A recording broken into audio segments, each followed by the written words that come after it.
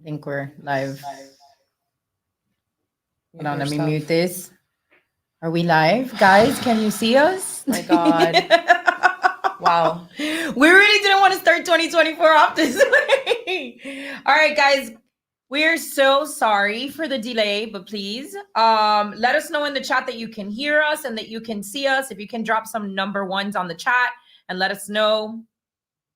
Hi, guys. Hi.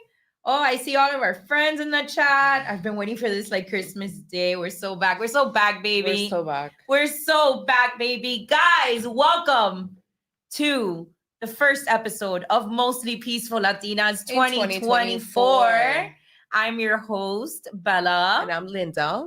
And before we get started, guys, I know you had been waiting in the chat for some time, but show us some support. Smash that like button. Interact in the chat. We have a lot to talk about and vent about.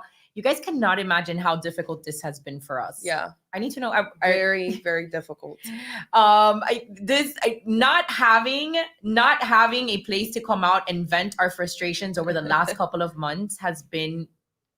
You guys gotta help me out with the camera here because you're killing me. Is it this one or this one? No, it's okay. All right. Okay.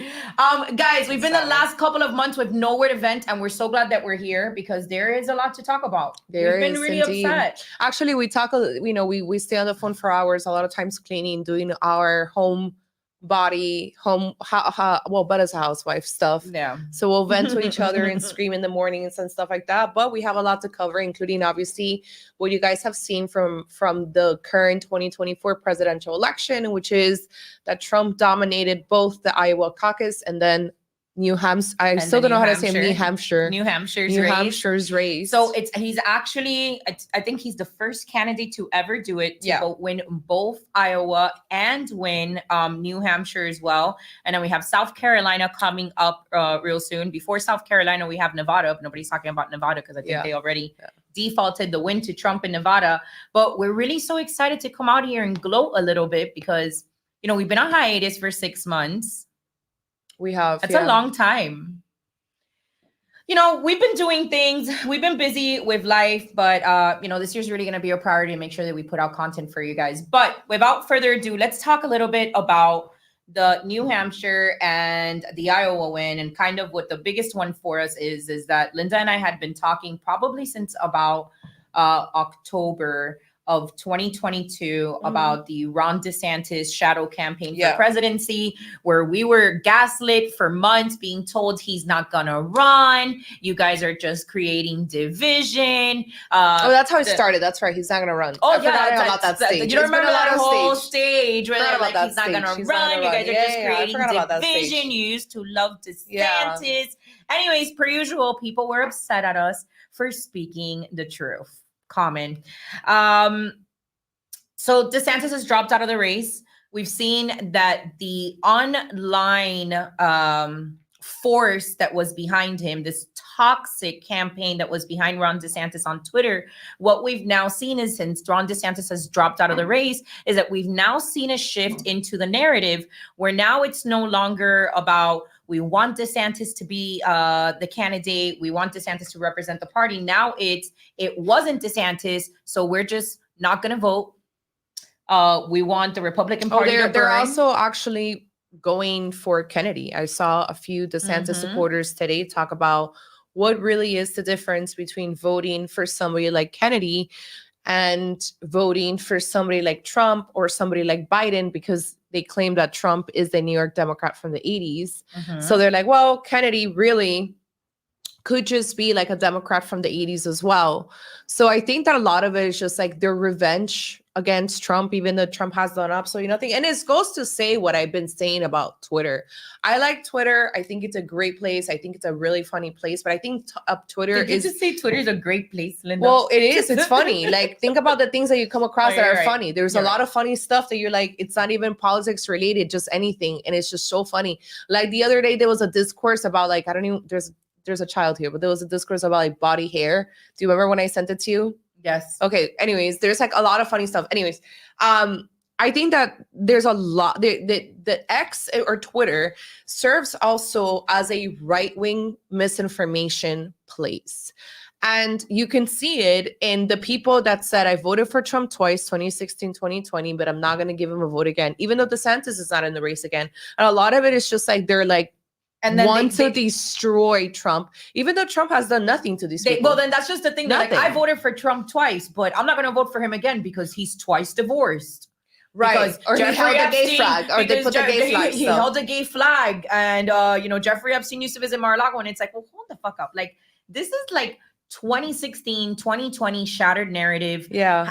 There's no way you're going to convince me that you voted for Trump in 2016 and 2020 and you didn't think that he was too pro-LGBT or that he was, that the divorce was an issue, the grab him by the pussy wasn't an issue. Like, none of that was an issue in 2016 or 2020. But now magically in 2024, you'd rather see Joe Biden in the White House than see Donald Trump, which I think it proves what Linda and I have been saying for a very long time, which is that this has all been public relations by the unit party to slow down MAGA's momentum. And you can see that by the death spiral that the DeSantis supporters have now taken, where they'd rather see the Republican Party crash and burn than to see another Trump presidency. I don't think it's a Republican Party. Their issue is that MAGA has taken the Republican Party and they want to make sure that Trump and MAGA goes away because MAGA's mean on Twitter.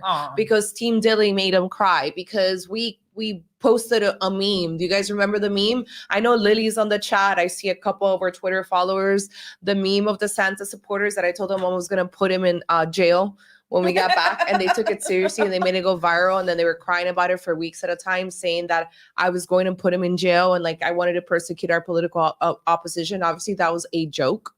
Like, it wasn't a joke, serious, it wasn't, but these people are unhinged. They're never Trumpers. Yeah. These people are paid to be the opposition that they are. It's not organic, and you can tell by how it is that they shift. And also, I tell Linda every morning I wake up and I'm so triggered because they all complain about being shadow banned.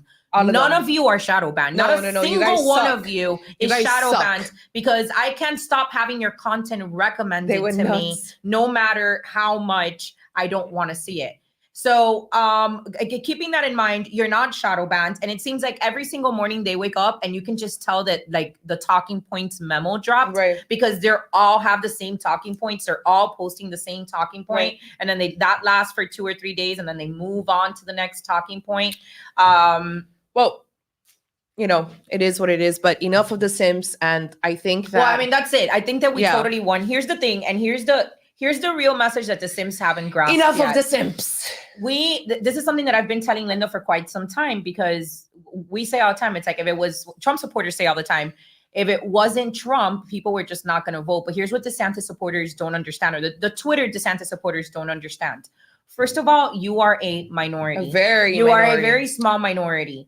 The percentage of people that are represented by preferring DeSantis make up a minority of the Republican Party. And then within that already minority, there is only a very small minority of you that are as unhinged as we are. MAGA is already unhinged. 2020 already happened to us. We already had to deal with the repercussions of 2020. We know what that's like. And as a result, we are lunatics. We really will sit out an election, and it won't be 1, 2, or a handful of us. It will be an entire party that would rather sit out than to watch Donald Trump have a primary taken from him again. Neither here nor there. Point of the matter is, y'all ain't crazy like us. Y'all ain't unhinged like us. Stop trying to act us. Even if all 5 of you are even if all 5 of you decide that you want to stay home, it's not going to make a lick of difference. MAGA 2024. All right. I just wanted to say thank you, Adam, with the first contribution of the night. And he says, welcome back, ladies. You have been greatly missed. I'm so glad. You got some well-deserved rest. Looking forward to all of our brilliant analysis and savagery and PL will bring this election year. We all love and appreciate you too so much. Thank you so much, Adam. You are amazing per usual. Thank you for your Christmas gift as well. We always appreciate you. Of course, you are, always our top donor. We were talking about Adam on our break. We talk about Adam. We talk about Adam on our break. We love Adam. We love our Adam. followers. We love we you were guys. just talking today how like our followers really take like the ultimate W. Yeah. Because you guys aren't triggered by everything. Everybody's so triggered by us, except our followers. Our followers think that we're hilarious. Also, please don't forget to push that like button so we can get out the algorithm. And with that being said, one of the first things that we cover the Iowa caucus, but one of the first things that we talked about last year, actually in 2022, also last year and happening right now, is the fact that Biden is making his entire campaign about Roe v. Wade. In fact, 2 or 3 days ago, they had their campaign launch, and that launch was return Roe or reverse Roe. And we said this from the minute that the Roe v. Wade stuff was leaked, before it was even overturned, that this was that they were going to use to try to get that vote. These are the BLM riots of 2020. Is the it's going to be women, Wade, right? The women vote. Reproductive rights, right? That's what the Democrats have branded abortion as. And so one of the things that during the last couple of months I realized is that whenever you talk to the pro-life movement about, hey, like, you guys already got a win, right? Which was the reverse of Roe v. Wade. It goes back to the states. Different laws have passed across Texas, Florida, Oklahoma, yada, yada, yada. And so whenever we say there's not going to be a federal ban, there's not going to be more than that, and Trump cannot run on that, or any president by that matter, these people come back and say, we don't want to compromise. You know, if you compromise, like, we rather lose, we rather compromise, it doesn't matter, because protecting life is the most important thing that we can do. And if we don't have that, then we don't have anything else. And it's just like, wait, hold on a second. You were promised for 50 years that there was going to be an overturn of Roe v. Wade. Bush promised it to you. Every single president promised it to you. Nobody got it done until Trump came around. The same guy that they say has had too many divorces, had to pay a porn star, curses, is not the perfect Christian. That guy, whether it's luck, whether it's coincidence, 3 justices leave the bench for him to replace them with the people that overturned Roe v. Wade. And now you want to not support the guy that did this for your movement because he's a smart businessman that knows that we can now win a federal election on a 6-week ban. Let me tell you something. After DeSantis signed that 6-week abortion ban or heartbeat ban in the back, like in the middle of the night, behind everyone's backs, after he was elected, do you know how many people, Floridians, Republicans, that voted for him, told her, we don't agree with this. Like, none of us voted for this. This is going too far. So whether you made them be the most pro-life person, no exceptions at all, not for rape, not for incest, not for anything. But the majority of the country doesn't see it that way, right? So on one side, we have the ego of the pro-lifers, not all of them. I don't want to generalize because there's a lot of them that do understand it. They know that. They're like, we're not going to win like this, right? But there's another side, which is what I like to say, it's the grifting side of the pro-life movement that needs to keep this going, wants to almost sabotage the 2024 election by trying to say whatever president we vote for has to promise a federal ban on abortion. So here comes Biden and says, I'm going to make my entire campaign about protecting women's rights. And he had a meeting or a task force. They have a task force now. What the hell does the Protecting Women Rights Task Force does? I didn't Google it. I should have done it, but I heard him say it out loud during his reproductive rights convention or meeting that he had 2 days ago at the White House. And he brought women and he brought doctors to talk about what they've experienced in places like Texas. And I'm like, do you guys understand what has happened since Roe v. Wade and how they're going to use it against us? And then here in Florida, 2 weeks ago, in a special election near Orlando in Orange County, right? Is that Orange Hills, County? It actually in Osceola County. Osceola County. In Osceola County, a Democrat flipped a seat held by a Republican during a special election. During a special election. By running on 2 abortion things. And the insurance crisis and the Florida insurance crisis. For those of you that think that Ron DeSantis is a popular person here in Florida, I promise you that part of the reason why he's not going to see the race, why he was never going to see the race all the way through the midterms, is because he was never going to expose the loss of support that he had in his home state. Here's something. Which, by the way, I don't hate the government. I'm not on the internet all the time, but I think it's important to express this about myself. Linda and I don't LARP as being politically involved. It's not a LARP for us. It's not a grift on the internet. We're actually involved. So because we're actually involved, on Saturday morning when most people are sleeping in, your kids are watching cartoons or whatever it is, I'm at community meetings, at election integrity meetings. I'm meeting with people in the community every single day of my life.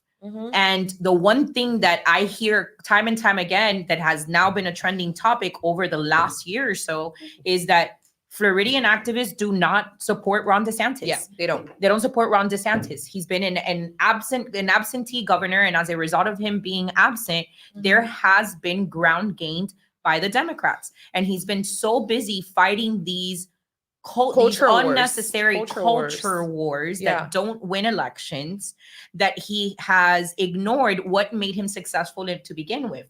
One of the things that Ron DeSantis did in 2022 that made him very popular is that he had his ear to the ground of what local activists in Florida wanted. And as a result, he was able to deliver. How did he do that? By endorsing candidates in local races that represented conservative values, by passing EOs and pushing for legislation that matched up with exactly what the activists were asking for. Right now, what we are seeing is that it's not just Florida, and the special election is an example of that. We were just talking about Ohio. Remember Ohio? They cemented it in their constitution, a women's right to choose, even though Ohio is a red state where Donald Trump won by I don't know how many points. And the voter turnout was so low in Ohio that conservatives were shocked, because there's so many disenfranchised voters in the Republican Party that will not show up for local elections or state elections unless Donald Trump is in that ballot, because they no longer believe in Mitch McConnell. They no longer believe in Kevin McCarthy when he was back or any of the representatives in Congress in Capitol Hill. They don't obviously believe they have a president, because they believe that Joe Biden's not the legitimate president. So why are they going to participate in local elections? Nevertheless, in Ohio, in a red state, cemented in their constitution is the right for women to choose in a red state. And when you look at the exit polls of that, Republican women, conservative women also showed up, and not just conservative women, men. In fact, the highest demographic voting in favor of this were Black men. It wasn't even women. Yeah, it was actually Black men. It was actually Black men. So how long are conservatives going to continue to request that entire campaigns are based on the one topic that's for sure going to get elections lost? And here's the thing. It's like, well, we don't want to, what is it that they say about their morals? We don't want to compromise. We don't want to compromise on our morals. That's all fine and dandy, but here's the thing. There is no compromise if you can't win an election. Yeah. If you cannot win an election, you cannot pass policy. Somebody said today, you've got it all wrong. It's not about winning elections. It's about saving souls. Yes, it is about saving souls. Yes. Guess what? Oh my God, I wish I could You can save souls. You can bring people closer to saving souls when you pass legislation that helps protect life, or when you pass legislation that can help protect, I don't know, more morality or whatever it may be. Like we're looking now at potential laws to stop the AI generation of indecent, which is our moving, going into the topic, because everything is, we before we took our break last year, we had a few controversial podcasts where some of you said, why are you even talking about the so-called manosphere, or these red pill dudes, or focus on what these content creators that are not really like political have to say? And it was kind of like a forewarning to what's happening now, because as you guys see that the Democrats are going to make their entire campaign about women's rights, right? For who? For women voters. So what are they going to do? Use whatever they can to make sure that voters, women voters specifically, are going to go on their side. Because really, what else can Democrats run on? The border sucks. People are pissed off about the border. People are super pissed off about the economy. Gas is near $4 in a state like Florida. We're in wars. Wages are low. There's 2 wars going on, one in Ukraine, one in the Middle East. And aside from everything else that happened, the Afghanistan withdrawal, Biden falling off the stairs, Kamala Harris, what the hell does she do? I don't know what she does at all. And so when you have that, the only thing that Democrats really have is to try to persuade that entire voting bloc to vote for them. And what are we doing to counter that? Nothing. We're just shitting on women all day, every day. No, quite the You opposite. guys see it which on is Twitter. the psyop. Which Right. is the psyop, and what we haven't had an opportunity to talk about over the last couple of months, which is so important. There is an active operation to alienate women from the Republican Party. I don't know how much of it is orchestrated by the lizard people or by the feds, CIA. I don't know. I don't know how much of it is. But what is very clear is that there is an active effort to alienate women and make Right. them feel unrepresented by the party. Because here's the thing. Again, when you're paying attention and when you're not a lunatic that's too far right or too far left, and you can just look at things with common sense like our followers do, because again, they're not triggered by our logic. One of the things that you realize is that Democrats had created the perfect environment for women to leave their party in search of something different. And they did that when they spent the last few years convincing us that men in skirts were women. A lot of women feel alienated by that message. In fact, hardcore feminists feel very alienated by that message. So what's happening is that we've got all of these now curious people to see what party can potentially represent me, because I don't feel represented by this, particularly women, which, might I add, outnumber men in registered voters, outnumber men in showing up to vote, outnumber men in activism and community involvement. So now you've got all of these women that are peeking over to see, like, well, what's going on with Republicans, because they fight back and, they want to keep women's spaces safe. They want to keep women's sports safe. So they're looking over at Republicans almost with curiosity, like, can I be represented by this party? Can I vote for a candidate in this party? And when they peek over,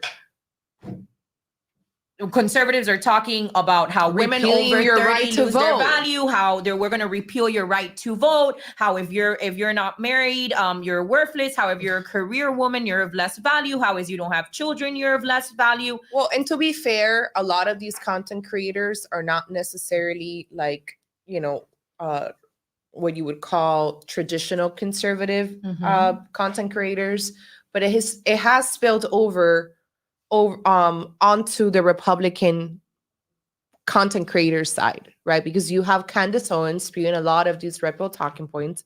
I called her out, and the tweet kind of went viral on Twitter when I said, Candace, telling women not to be boss babes, yada, yada, yada. Yet she, after a month of having a child, goes on a campaign with Vivek, right? Very boss babe of her. And I mean, I'm not gonna hate on her. Great opportunity. She has the money. She probably has a nanny, whatnot. I personally don't care. I'm all about women either staying home if they want to, whatever they want. Obviously, I'm fine with that.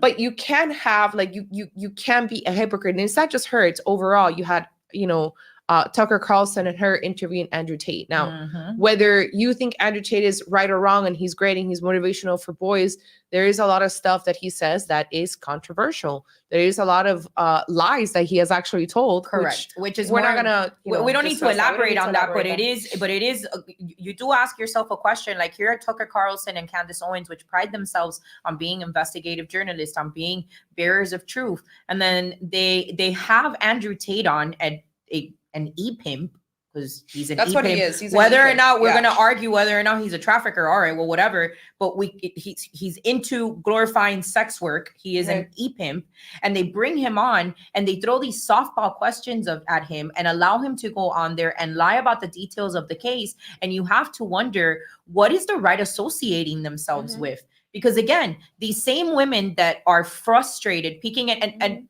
I really want to make this point. So many people are like, who cares about that base? Nobody cares. Those liberal women there, we don't care about their vote. No, every single vote counts. Do you guys understand that when you do a voter registration, when you sacrifice 6-7 hours of your day to go stand in a gas station so that you can sign up people so that they could vote, do you understand that the national average for that is 1 per hour? So you spend 6 hours there and you got 6 people to register. Do you guys understand the work that goes in, an hour of work invested into getting one person to register to vote? We cannot afford to just be like, we don't need those votes. Who cares about it? Who cares about liberal women? Who cares about these women? I care. I care because in 2020, when our sole purpose was getting Donald Trump elected, in 2020, our movement had embraced sex workers that voted for Trump. Why? Because it was a vote. We are not in a position to treat our party like a VIP list that we give people access to. Oh, based on their lifestyle. Oh, you're not Christian enough. You're not conservative enough. You're not married. You don't have kids. You're not traditional. We cannot afford to do that. There are many Americans that are fiscally conservative and live very progressive lives. Yeah. And we cannot afford to say your lifestyle doesn't match for my party and I don't want your vote. Because I hate to break it to you. Especially when there's no laws being broken by anything. Correct. Right? And I hate to break it to you, but this Christian conservative majority that you think exists doesn't. You are very much a minority, and conservatives would not be able to win any elections if it wasn't for moderate and independent voters coming to their side and boosting their vote. Because the conservative evangelical vote, while it's a big base, it's not enough to win elections alone. It's not. And you know what's, sadly, something that conservatives do talk about is the change in demographics in this country, which at this point is something that it's going to happen. And, whether people want it or not, like, it's going to be very hard to stop the inflow of all these people at the border. You're seeing what's going on right now. There's basically a standoff between the federal government, the Biden administration, and the state of Texas, because the Supreme Court ruled that the federal government can't go in a certain area and remove the barbed wire that's, preventing those illegals from coming in. And so now Texas is saying, well, no, we're going to stop it. We're going to disobey the federal government. And apparently Biden's giving them until tomorrow, or something's going to happen. Whatever that something is, I don't know. And but my point is that with all these people coming in, and not just that, but in general, what else are you, like, how are you? You're not going to go back into a monarchy. Let's be real. Let's give the real scenarios. You're not going to revoke women's right to vote. No. It's not going to happen ever. It's not going to happen. It's not an option. It's not even a 5-year option for you. It's not a 10-year option for you. You're not going to revoke women's right to vote no matter how much you cry about it. There's no pathway with that. There's no, even if you guys found legislators that approved it or whatever, you've got a Supreme Court packed with 5 women. Good luck. No, their argument, which is that women are more emotional. You think that that's going to hold up in court? You think that's a president that the Supreme Court that the from depression, and that's not no. Well, you can actually make the argument for any minority not to vote. I can make the argument that Blacks shouldn't vote because they mostly vote Democrat. I can make the argument that Jews shouldn't vote because Jewish people mostly vote Democrat. I can make the argument about almost every, and you know what? The other side can actually do it for white people. The other side can do it for whoever, for white men. So it's like, you can pick and choose the demographics that you think are going to, hurt you. Oh, I'm going to get rid of this demographic so I can win elections. No, you gotta have a message and a branding that attracts people to your party. And it's the point of the entire episode is that we're so sick and tired of seeing Republicans get the messaging for women wrong.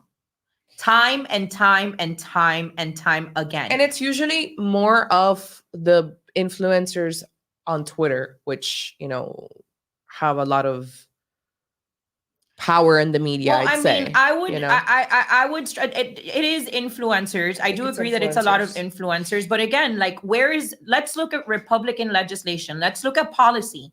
Let's look at any policymaker in any state.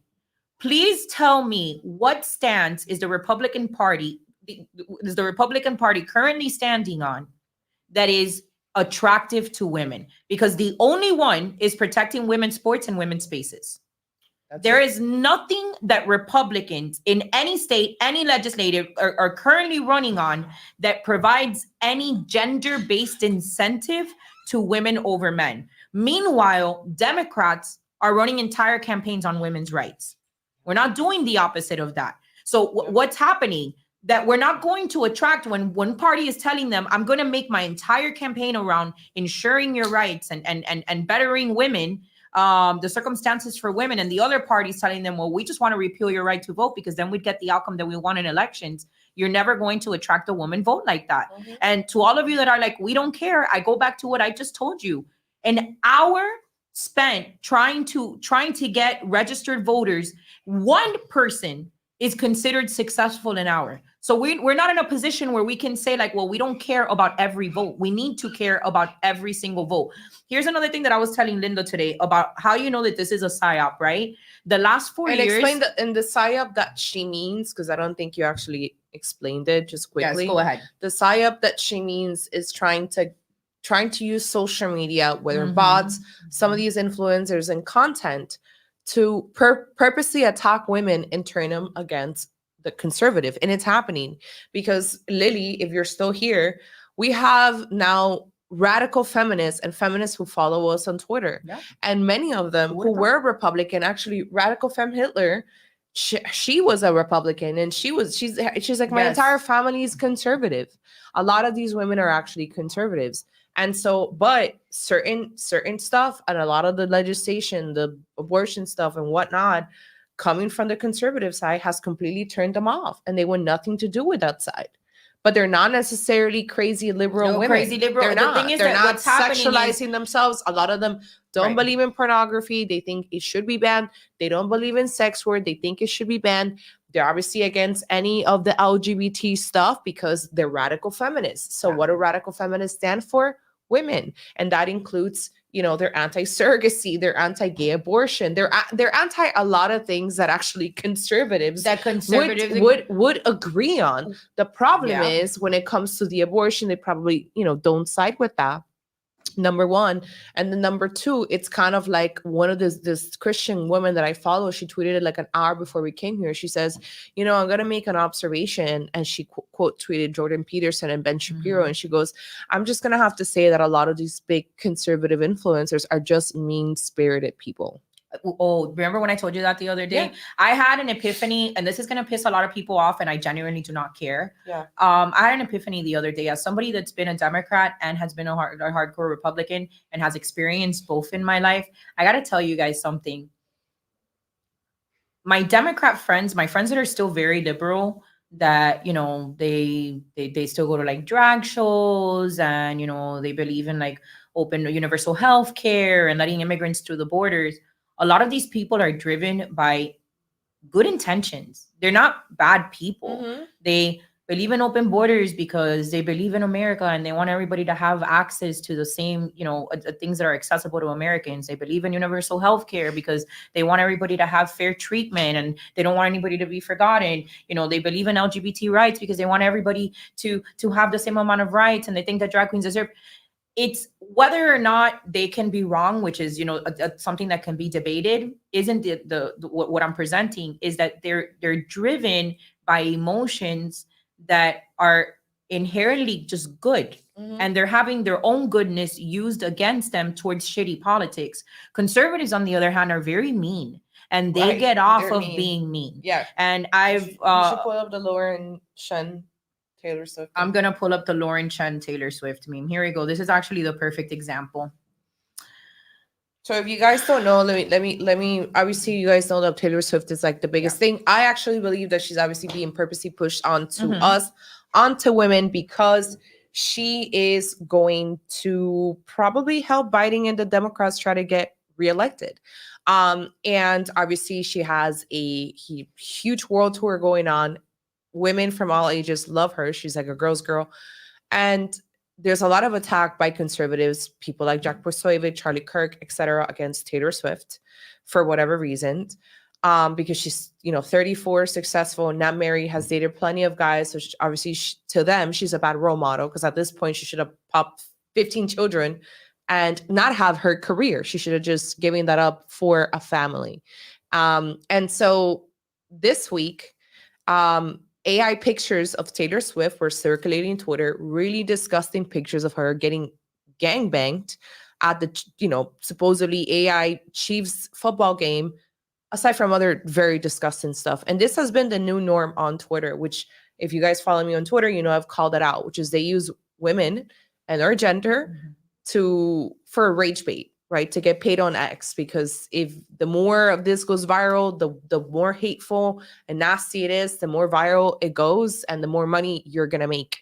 And so they use these pictures to basically sexualize and degrade Taylor Swift, which, whether you like her politics or not, she's not necessarily like a very sexual person at all. It's not like she's, very out there like other artists that are.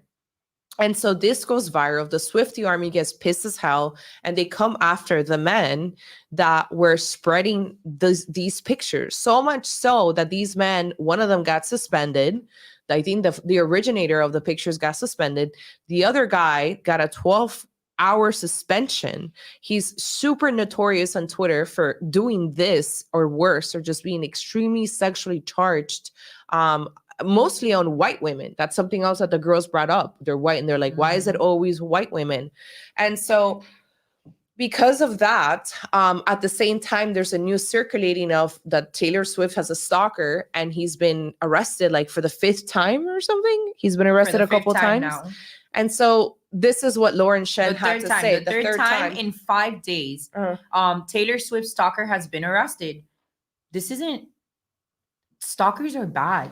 Stalkers are crazy. Yeah, I've had stalkers. Can cause you mental anguish, physical harm. Instead of getting the opportunity, and I'm gonna get to the point, because people are like, oh well, she should just take it because she's a liberal, and that's enough reason to make fun of her. Conservatives are very mean-spirited, and I'm sorry, and I hate to be the one to say it, but it is, because it's not about criticizing her politics. Even this post from Lauren Chen is closer to criticizing her politics. But when you've got, in fact, no, actually, I don't have that clip. Charlie Kirk and Jack Posobiec had about there was somebody else on that stream. I don't remember who else it was. Had about a 30-minute to a 45-minute stream where they just raged about Taylor Swift being named Time most influential person, and how what they were raging on wasn't that she was a Democrat, is that she was single and over 30, and that she was going to have cats, and single women over 30 vote. Right. So when that's the demographic that they've lost. The millennial single women were the ones that voted in the 2022 elections for abortion and for the Democrats. That Jesse Waters had to go on Fox and say, fellas, I'm asking you to marry these women because they keep voting left. I don't know if you remember that stance in our clown world. But anyways, but that goes to what it was that I told you today, that I sent you that voice note, because you have to pay attention. The last 4 years have been so absolutely crazy and insane that we're seeing political shifts from every demographic. Blacks are leaning more conservative. Young males are voting more conservative. Latinos are voting more conservative. Literally every single voting demographic is voting more conservative, except young women. Right. Young women under 24 are increasingly becoming more liberal. Yeah. So, and you have to ask yourself, what's happening here? Because if the entire collective of the world can see that Democrat policy is destructive, and that the right might have some points because we're watching an increase in awareness with all of this demographic, why is it that the one group that we cannot penetrate, that we cannot break into, is this young female vote? And it is because the right is currently, whether it's a psyop on purpose or not noticing, they are alienating them. You are alienating them. Look, take this off. I am pro-life. I am very much pro-life. Linda's very much pro-life. But we also have this conversation in all the wrong ways, because somebody asked me today, well, what should we do if we're not trolling Taylor Swift or whatnot? Then what do you suggest we do to change these young women's mind? Mind you, I don't know why they even say that, because almost my entire following on social media, on Instagram, they're all Swifties and they're all conservative women. So all the girls at Turning Point USA, all the very young girls that are 21, 22, 22 years old, they're all Swifties. So this idea that it's only liberal women that listen to this girl is just simply not true. Now, mind you, I'm a Kanye West fan, so I'm not a Taylor Swift fan, because we got beef. But I still sympathize with the Swifties, because whatever, it is what it is. I don't really care how you listen to on the weekends. Somebody wrote in the comments, we can't appeal to everyone. They don't like the facts over feelings slogan. It's principle. All right. That's not principle. That's something that Ben Shapiro said. Here's my problem, That's not a and I want to principle. go back. This isn't just anybody. I don't principle. understand what the benefit comes of this. Whether or not people want to admit it or not, whether or not you like it or not, Taylor Swift is by far the single most influential artist of our time, in fact, of any time, because she's even outsold concerts and records to Michael Jackson. So whether or not we agree that her music is good, not good, that she deserves it, is irrelevant. She's one of the most influential artists of her time. I don't listen to her, Her following is predominantly made up of women between young girls, between very young ages of like 10, 11, 12 years old, and women at 30, 32, and so on and so forth. These are the women that are represented by it. So when you say, well, we can't do anything to change these people, they're liberals and they get what it is. Okay, that's fantastic. What you seem to not understand is that Taylor Swift's following is like a cult. I told Linda one time, I'm like, I don't ever piss off the Swifties. I'd rather piss off the Taliban before I piss off the Swifties. I'd rather go to war. I posted it today with the neo-Nazis. They are unhinged. Yeah. So what you don't understand is that if conservatives go online and they start laughing about really crude AI edited images of Taylor Swift, if conservatives go online and tell Taylor, oh, you're just a single old hag with cats, what you're going to do is that you are going to energize her base to go out and vote in 2024 for no other reason than they hate you. Literally, that's it. No other reason because than they emotional. Hate you, because they are emotional, which is the other point. Going to the Supreme Court and saying women shouldn't vote because they're too emotional is never going to be an argument that's going to work for repealing a woman's right to vote. However, it is in fact a very true argument. Women are in fact very emotional, and as a result, they vote on emotion. So what point are you proving, which goes back to the question that I asked time and time again, what is the net positive outside of your personal satisfaction for making a funny meme about Taylor Swift in making Taylor Swift the representation of the left? What net positive comes at you when all you're doing is pissing off the Swifties, which are millions and millions of women of a voting demographic that, might I remind you, swayed the 2022 midterm elections? Because all you have to do is look at the exit polls there that said that it was young people under the age of 24, predominantly women, that shifted us out of the red wave that we were expecting in 2022. And why was that? Because it was the issue of women's rights. And you have to understand that if I was a young girl and I was 18, 20 years old voting for the first time, and I hear the president telling me these people want to turn it into a Handmaid's Tale and Republicans want to take your rights away, and then I lean over to what Republicans are talking about, and Republicans are telling me repeal the 19th Amendment, get back in the kitchen barefoot and pregnant, I'm going to believe everything that the Democrats are fucking telling me about you people. Yeah. I'm going to think you're weirdos. I think you guys are fucking weirdos. And then I need to run away from you. And fear-based, we already know that fear-based voting is what gets it every time, right? We got the black vote out in 2020 by telling them that America was the most racist country to ever exist. We got the young women out in 2022 because they thought that they were going to have their right. We had the Latinos who think that Trump was going to deport them all. In 2016. The gays literally said that they were going to be put in concentration camps. I mean, it's like insane, absolutely insane. You know, and with that being said, moving on, can you please, which this goes to, conservatives just being extremely cringe for absolutely no reason at all. Can you please play the Charlie Kirk stuff? Oh, very important, because alienating women before a monumental election wasn't enough. Charlie Kirk decided that he was going to wake up just a few days before Martin Luther King Day, and he was going to put out this banger. Who was MLK? A myth that has been created, and it has grown totally out of control. Where is he alive? While he was alive, most people disliked him. Yet today, he is the most honored, worshipped, even defined person of the 20th century. Today, we are going to tell the truth and explain how the myth was born. Happy Monday. Charlie Kirk decided to wake up on Martin Luther King Day and decided that the best course of action was, I'm just going to beef with black people on the internet today. Literally. I'm going to beef with black people on the internet. Now, I posted the entire screen because I wanted to show Kim Klasik's comment where she writes, I'm loving the quote tweets here. Black voters considering voting for Trump in November, now changing their minds. Congrats, I guess. This must have been the goal, because what the fuck else could it be? Yeah. This is problematic. Very problematic. This party, very And I'm letting you know because Linda and I had already put out. Wait, I want to make sure that I get this out. Linda and I had already put out a video before we went on hiatus why we were leaving the Republican Party, but I couldn't be more fucking serious about. I hate this party. I think it's cringe as shit. I don't think that you people have a shot in hell of ever winning an election without MAGA and Donald Trump. And I think that the sooner that you're awakened to that reality, you're going to have a rough reality check that you need the young women. You need the minorities. You need the whores. You need every single vote that you can get in order to win an election. Stop treating your party like a VIP list that only certain people with certain lifestyles have access to, or get used to losing. This is the reality of it.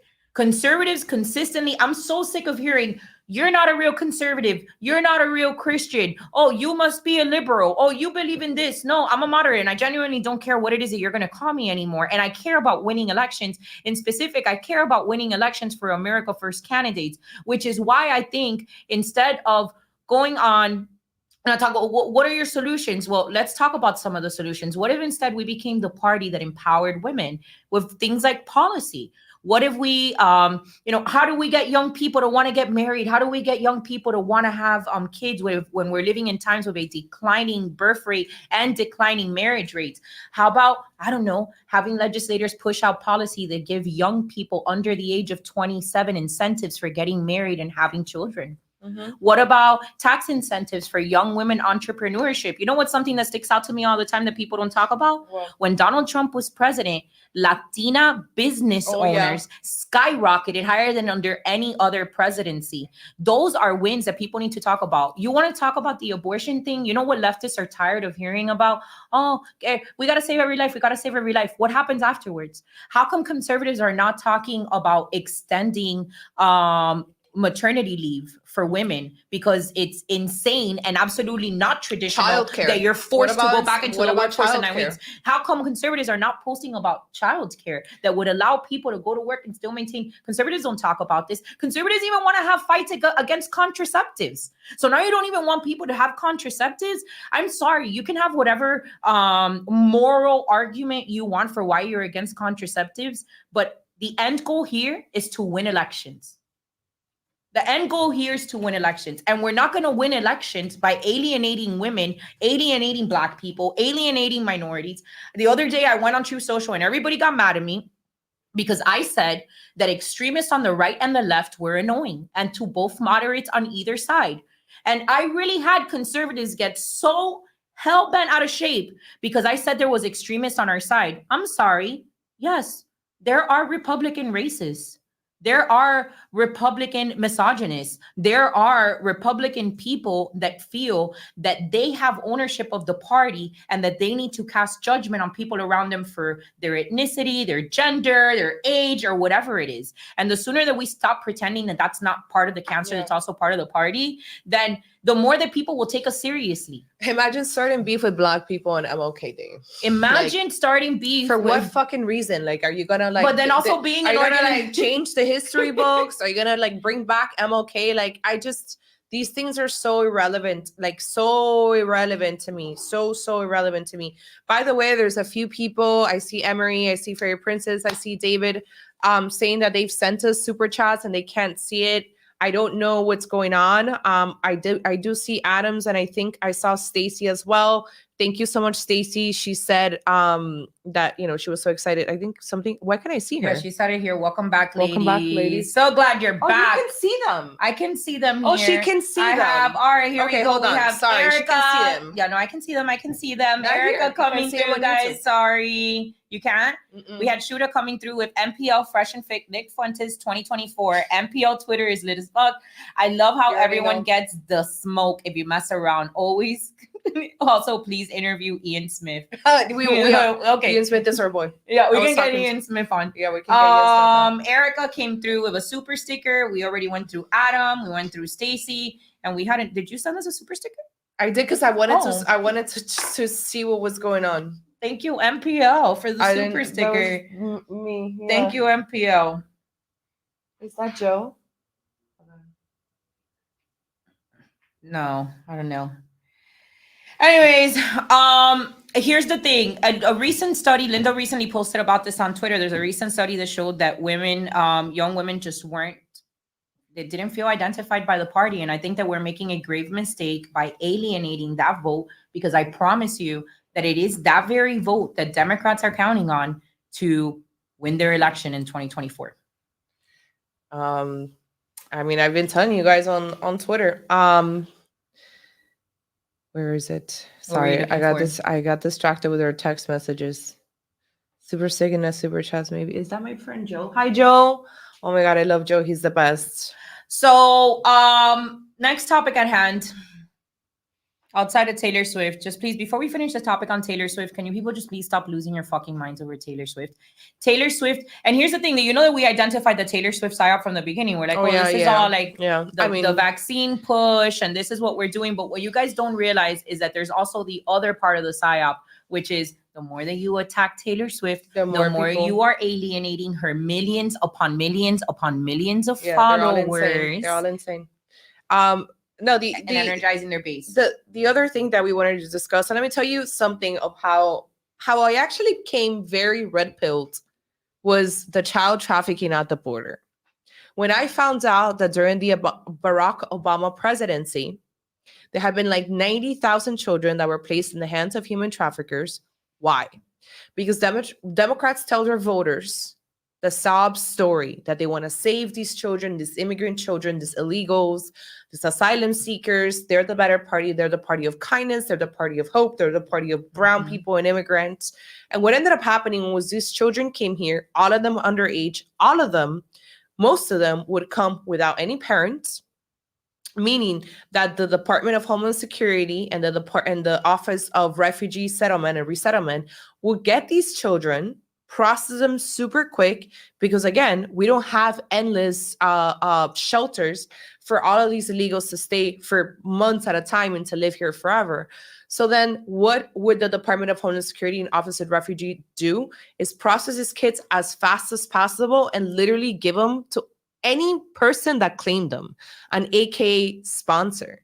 And so they actually cut through so many legal or so many verification process to say, like, I'm giving this child to Isabella. This is an 11-year-old little girl, and this is actually her aunt. There was no cross verification of DNA, of like connection to that person. It was just literally giving out children to different people. And then those children went completely missing because everything is done by the government. What happens is, people start investigating like, hey, where the hell did 90,000 children go? Has anybody visited? Because that's part of like what you're supposed to do. If you give it to a sponsor, the state is supposed to go and check on these children and make sure that she's not exploiting these children. And what ends up happening is that because you are giving this, a lot of times you are giving these children to traffickers, there's no well visits. There's no checking where these children are. They just can't find the children at all.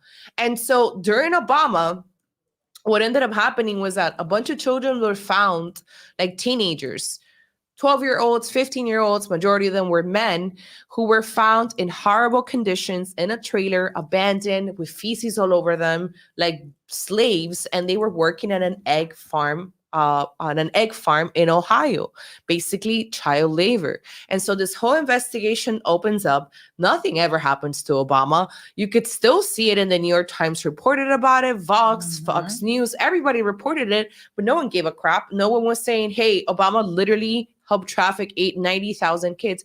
Well, Lord and behold, here comes Trump. And what happens under Trump is they stopped that with family separation at the border, because the Trump administration knew exactly the laws and the system when it was being exploited to bring those children here, and those children end up in traffic. I'm sure you guys remember, whether you were pro-Trump or against Trump, that during 2018, 2019, there was an uproar because Trump was separating families at the border, family separation. The entire country, including a lot of Republicans, were saying, no, this is horrible, yada, yada, yada. How could this actually happen? And so what we found out was that the Trump administration comes back and says, yeah, we're separating these children because these people do not belong, or those children do not belong to these people. we have to actually spend so much more money to verify via DNA testing. Because what these traffickers were doing was saying, how do you like the DHA officer? Okay, who is this? This is my daughter. How could you prove it? Where's a birth certificate? I don't have one. Right. We left Honduras. Everything burnt down. We're running away from traffickers. We're running away. And so now you don't even have verification. You don't even have proof that that is your child. Trump gets in. These people have to be separated until there's some sort of confirmation that, yes, that child belongs to you. Fast forward, we're here now. 90,000 children under the Biden administration are completely missing. And whistleblowers are coming through or coming forward and saying, hey, like, we're raising the alarm. We're ringing the alarm because these children, we don't know where they are. All of them, every single one of them are underage kids between the ages of like 10 years old and like 17 years old, missing. We don't know where they are.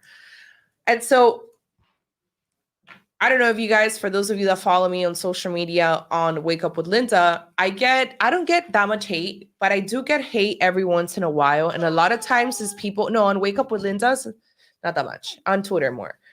But it's really, I've had minority racists, right? I either get Blacks or I get my own people, Latinos, who hate me because I'm a Republican and because I'm a Trump supporter. And so they immediately go into race calling, right? Oh, you think you're white, you know, yada, yada, all the fucking stupidity that they talk about.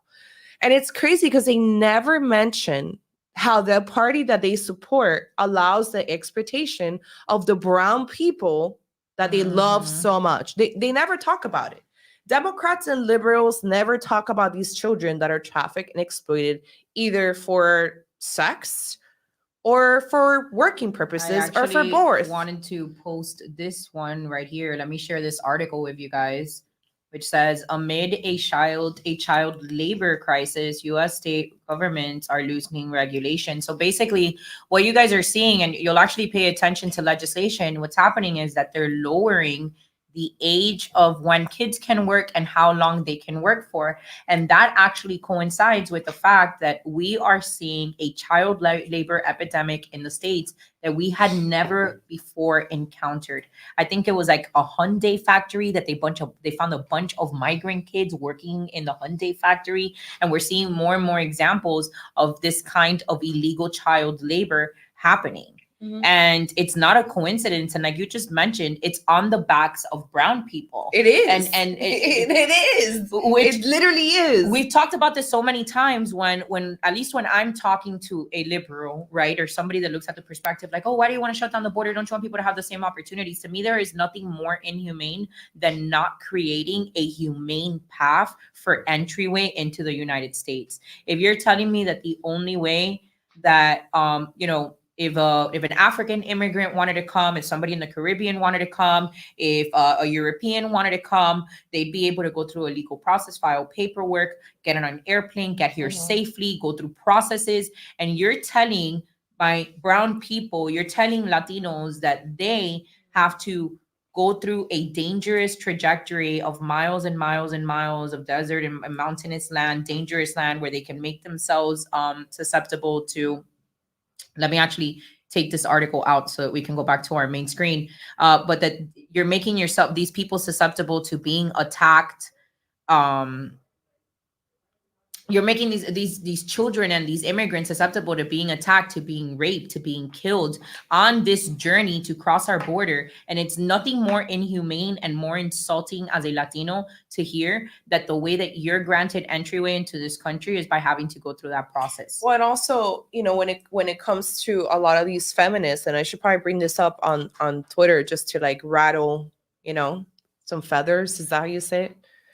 Rattle up the crowd, some feathers, just to ruffle some feathers, is that, if you are a true feminist, because you care about women protection, women rights, women, whatever you want to call it, you should be talking about the fact that 1 in 3 women are raped when they come through the U.S. border. I don't know how you as a feminist was screeching at the top of her lungs about women rights and men are so dangerous and they're raping us and they're killing us and yada, yada. And you don't care that there's these vulnerable women brown women, which a lot of you guys love the brown people, coming through the border and they get raped. And a lot of times they get killed. You know that whenever you talk to Custom Border Patrol agents, you know what they tell you happens at the border after these women are raped? The coyotes get their underwear, their bras, their panties, and they hang them on trees like trophies. It's disgusting what happens. On top of the fact that it happens to children. You know, there's been horrible things that happen to teenagers, to, you know, younger women that are also raped by these men. And so, you know, and you know, another point to make, and not to cut you off, but go to the pages of people like Natalie Denise when she's at the border, of Jorge Ventura when he's at the border, and you're gonna see the same trend over and over again that every single one of them can confirm for you. These kids are coming into this border with men. Mothers are not sending their children off into the United States by themselves. These women are losing their lives in the process, and their children are staying with the criminals that did that to them. Yeah. There's a reason why men outnumber women at the border. Yeah, of course. It's really scary. Ana Paulina does a great job. Before this all went down, Rep. Luna from Pinellas County, and what she had to say about family separation at the border was, no, actually, it's a great thing. And it's a great thing because we get to cross-reference or verify if indeed those children belong to those people. And she's right. She's really right. And she's brave to say that. Look, Veronica says, my husband is a border patrol. And the things they do to them is unimaginably disturbing. On top of the fact that a lot of these men, like your husband, have families, have children. Yesterday, I saw a horrible image of a border patrol bleeding out of his head because an illegal threw a rock at him and almost killed him. There has been 640 members of Custom Border Patrol, I've forgotten what time frame, if it's 6 months in a year, attacked by illegals at the border, risking their lives to, you know, protect Americans. Now, don't forget how many heavy Latino populations there are near those borders, right? Which they are completely against open borders, because a lot of times those same Latinos are being affected by these illegal immigration. So I go under the Univision comment section yesterday, which I was, by the way, you guys weren't picking up, neither you or Anthony. I was cracking up on myself for like an hour trying to see who would like laugh with me, because I go on the Univision page on Instagram and I go to the comment section of the Univision stuff, and it's all comment after comment after comment after comment about Trump. Bring back Trump. It's gonna be Trump. Why there was this lady that was like, you can't scare us anymore. We know what you're up to. Like, there was somebody that called them like, you need something and tell lies. Tell lies. Some lady was like, you know, I hope Trump comes back so they can close down Univision. And it was like 90% or more, you know, these Spanish-speaking Latinos pro-Trump, and the remaining 5 to 10% are Biden voters.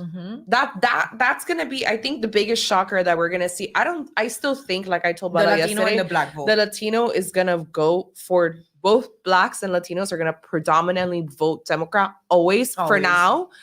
But I think this year we're gonna be shocked, particularly for the Latino population. I think the blacks so much. I think we're gonna be more shocked. Me personally, my money is, I think we're gonna be more shocked by the exit polls of how Black Americans voted.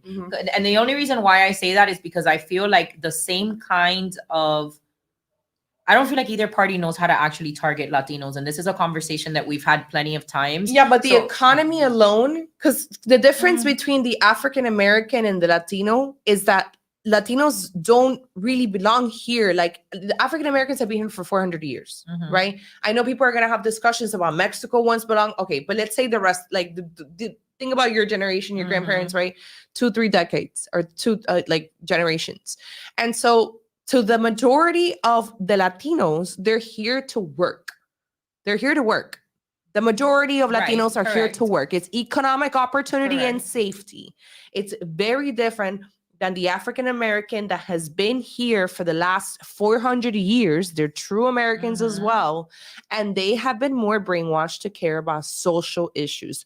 Go compare the comment section between Univision and then go to the Shade Room or go to Hollywood Unlocked, and you still have overwhelmingly majority of Black people saying we don't want Trump. Right. You know, today. Well, I mean, I don't know if I agree with it. Remember the other day we sat down in my house and we were reading the comments of World Star when Piles had said, you know, fuck Trump or whatever it was that he had said. And every single comment that we read was a positive one for Trump.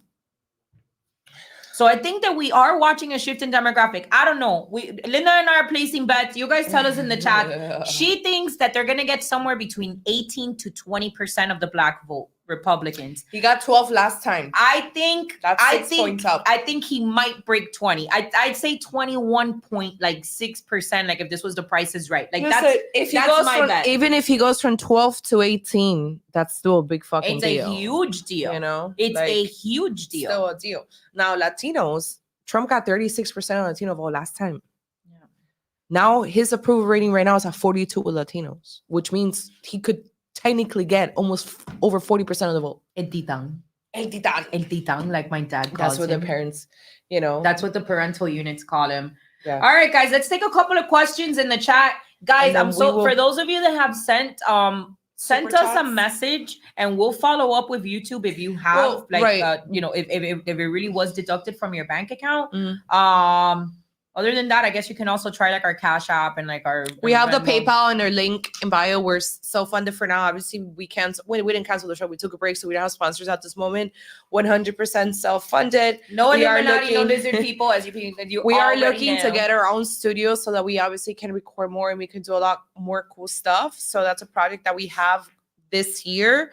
You know, let us know in the chat if you have any questions before we let you guys go. And thank you for waiting for us. We haven't been in the studio in a bit, so we have, you know, someone new here that was trying to help us out with the setup and stuff like that. And so things were a little bit. We had a little bit of a delay, guy, but we're gonna get it together, guys. We promise. Ariella says, "I'm from Texas, and my mom's family is from Tamaulipas, Nuevo Laredo, Mexico. Had a huge issue growing up, seeing myself as a Republican because the public school system took a lot of growing up." That's what they say, right? If you are a Republican, what is it, after the age of 30? If you're not a Republican before 30, you have if you're not a Democrat before 30, you have no heart. If you're a Democrat past 30, you have no brain. Yeah. Carlos says, "Who do you think is going to be Trump's pick as VP?" I think it's going to be a man. And, you know, I don't know. I know that people have, at first I thought he was going to choose Byron Donalds, but I think Byron Donalds may actually he would be better to stay here in Florida and be the governor of Florida, because DeSantis is done. He can't run another, you know, election or another cycle. So I think that maybe Ben Carson would be a good one. A lot of people said Carrie Lake. A lot of people say Vivek. My problem with those two individuals is not actually anything that's wrong with them per se, but that they are very MAGA, right? And so when you think of the party and you think of getting all these Republican votes outside of what you would consider the MAGA vote, you need to think of those traditional Republicans as well. Which is why Mike Pence was. Which is why Mike Pence, and also for the evangelical, like a lot of things are done strategically. Like at the end of the day, you know, somebody like Vivek can have a much bigger role than the VP. I mean, how many times were you eager to freaking hear from, like, you know, Mike Pence? Like, not a lot of times. But I think that, you know, what would be ideal would be a Trump Kennedy ticket. That's what would be ideal. That's what would really unite, like, a lot. Like, he would steal so many votes. Would unite the country. Now, I don't think that Kennedy would ever accept it. I think that's like my dream ticket, and it's all for strategic purposes, not because I think that Kennedy's like this. We basically disagree on just about everything except the vaccines. But I do think it would be an incredibly unifying ticket after what's been a very divisive kind of like several election cycles. It could be very healing and very unifying, and it would attract moderates. And I think that one of the best things that came out of the DeSantis campaign is that DeSantis ran his campaign so far right that it made Trump look like a moderate. Like what they use the attacks like, oh, you're just voting for a New York Democrat, actually makes him a moderate and more appealing to independent voters.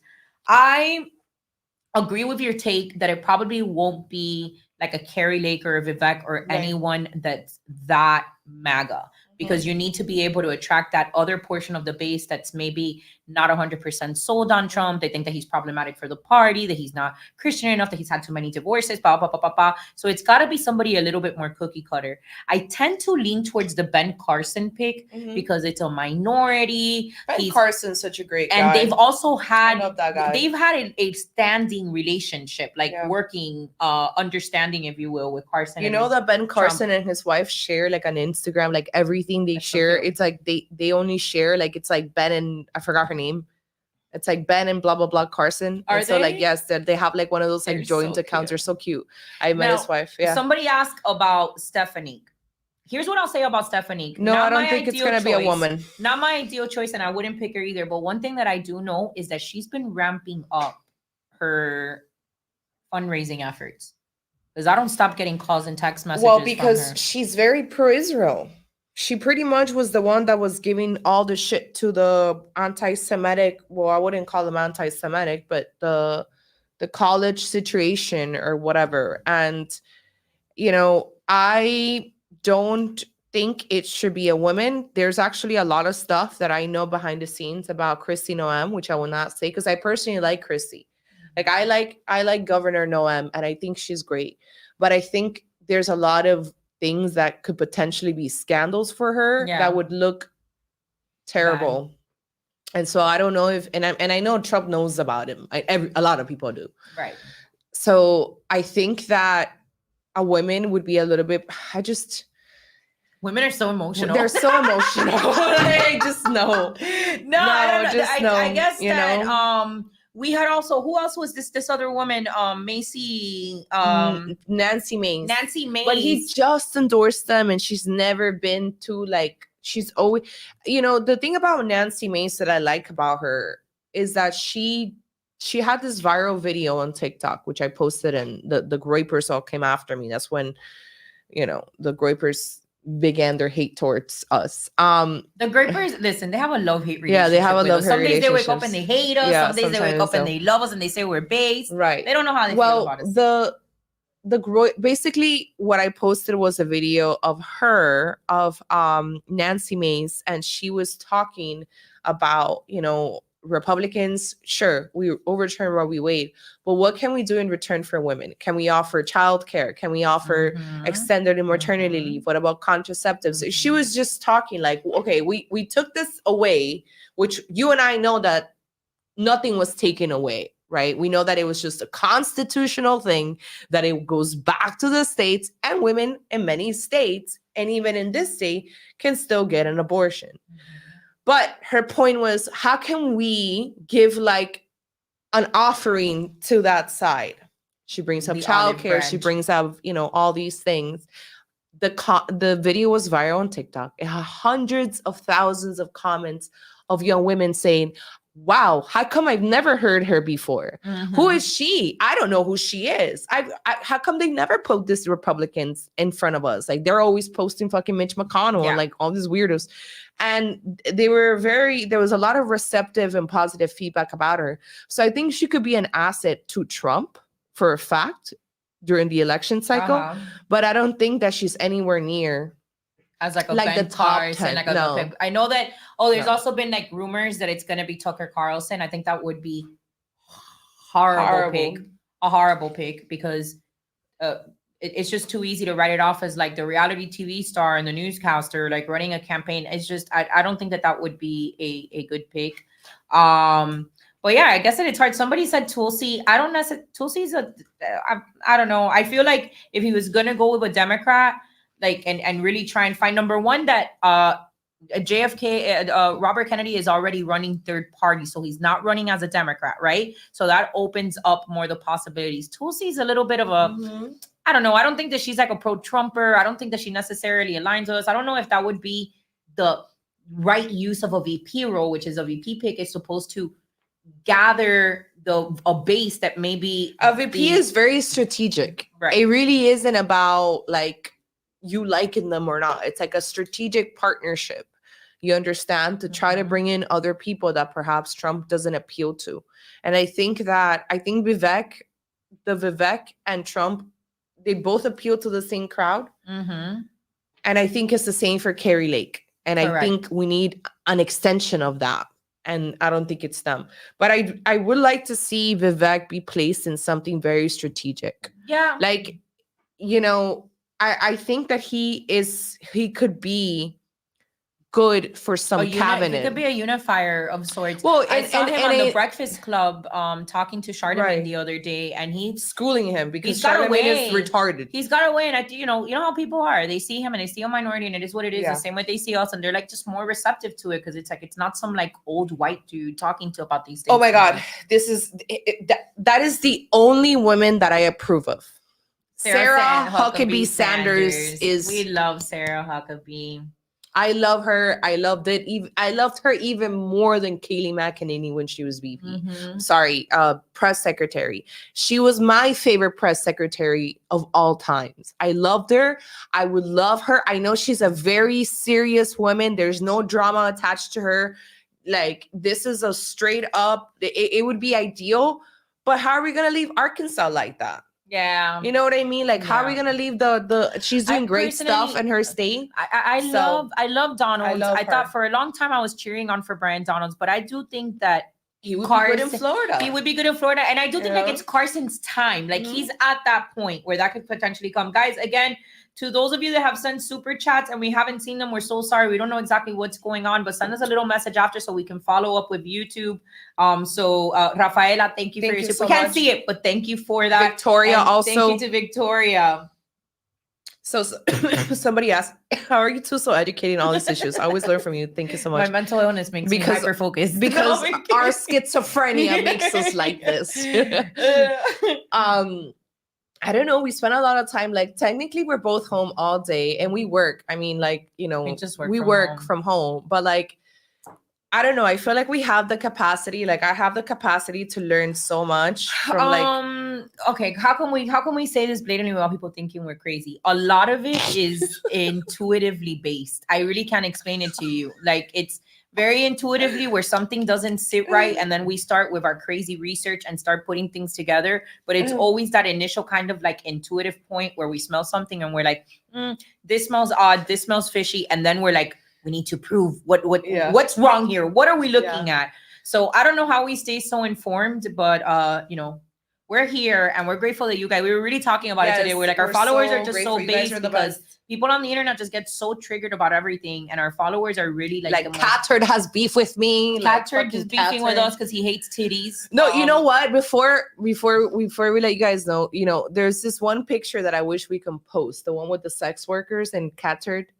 Just to show you guys how unifying the Trump ticket is, because he brings together a lot of people that you and I don't necessarily even see eye to eye. Like today I was posting on my Instagram, like goths, like goth people, like gothic people, you know what I mean? Are pro-Trump people. And so, oh, that's right, the electoral stuff. And so there's this girl, she's a sex worker. She's an OnlyFans girl. Her name is Ana Braga. You guys may follow her. She's super cool. She's very, very nice. And on Twitter, and, you know, she's a sex worker. She does OnlyFans, right? What can I say? But she's a Trump supporter. And so is the other hot chicks that are OnlyFans. They're all Trump supporters. And I saw how and then I guess Catturd has beef with them because Catturd is like an older MAGA boomer, conservative, whatever, very conservative guy. He doesn't like titties. He doesn't want to see girls in bathing suits. He wants wholesome content. And I guess they've gone at it before. And so to promote her OnlyFans, she posts a picture of her and the other girl in the bikini. And then she's like, what do you guys say? Like, Catturd says that women shouldn't wear bikinis. What do you guys say? And I send it to her and I'm like, if this is not like all MAGA beefs, like all Trump supporters are beefing, like the sex workers with the MAGA boomers, like I'm fucking beefing with gropers. Like, but at the end of the day, he brings together all these other people that really nobody else can. Nobody like can. nobody No, else can. That's why to me it's like stop alienating. Like one of the most beautiful, magical things about Donald J. Trump is his ability to unify. Right. His ability to bring people together. Right. You ever been to a MAGA rally? Have you guys ever been to a MAGA rally? Have you ever felt that energy of excitement and fun? And it's almost like, oh my God, you're riding like a high of like emotions. Like people are so nice and the energy is so up. There's a reason for that. It's Donald Trump. It's his dragon energy that does that. And when you can have a sex worker look at Donald Trump and be like, well, shit, I was paying less taxes with my OnlyFans and I was doing better financially. But then you can also look at Cat Turd and be like, I love Donald Trump because he's the only one that can usher in policy that will be accepted, a conservative policy that will be accepted nationwide. You look at these two very different people with two different very lifestyles and two very different reasons for being energized to vote for Donald Trump. And only Donald Trump can do that. Only Donald Trump can do that. My mom, you also have to think on the average voter. My mom, obviously, she doesn't pay attention like we pay attention or anything like that. And, she's in her own little housewife world. And she calls me the other day and she's like, in Spanish, she's like, who is this Nikki person? Like, who is this Nikki person that they're talking about on television? She's something to do with politics. And I was like, Mom, she's running against Trump. And my mom was like, how dare she? Like, how dare she? And, like people don't even know this women exist, I guess. Like my mom did not know, and she's gonna be a vote. Don't. There, people are just like one like tunnel vision Donald Trump, right? And my mom was a new voter because she just became a citizen last year. She was very upset that she had to swear under Biden because like when you do a swearing ceremony, they give you a paper. Like mine says Obama because I did it under Obama. And so hers says Biden, and she was like so pissed. She's like, "Oh, I can't believe I have to like pretend like swearing." And he does like a little message on TV and stuff, and like fuck this guy. I wish I would have been Trump, but she's gonna be a new voter. So the sim goes out. My mom takes the vote. You see how this works? Bye, the sims. Bye. To all of you saying we're not gonna vote. No, And I bet you there's gonna be a bunch of new immigrants that get citizenship that are gonna vote for Trump. This is true. You. Guys, we've come to the end of our show. So next week, we're not going to talk about it yet because y'all know we got haters, but we're going to be somewhere next week. Oh, that's right. We're going to be somewhere big. We're going to be somewhere big next week. When we get there, and we're already there, we'll be posting on our social medias to let y'all know where we're going to be. We can stream there. Yes, we can stream there. Well, that night we're going to be able to stream the episode that we have. Oh, that's right. With Sterling Cooper. We've got a video that we recorded, so we'll be streaming next Thursday, a pre-recorded episode, but we will be in the chat, hyping y'all up, answering questions. We interviewed Sterling Cooper. Again. Reformed porn star. That just sounds allegedly reformed. No, he doesn't do porn anymore.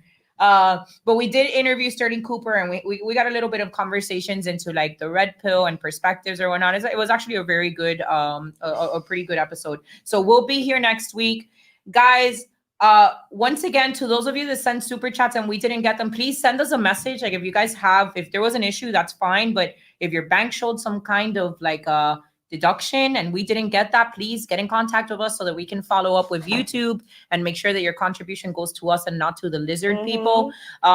We'll be here. We're working on getting our own studio. You might see the background change a little bit while we're getting things together. But guys, we will be here every week, 9:30 p.m. effective immediately. We're so back, baby. We're so back. We're so back. And we'll have the audio version in case you guys missed it, whatever. You want to hear it in the car, we'll have it tomorrow as well. So thank you so much and have a great night. Have a great one, guys. Thanks for tuning in.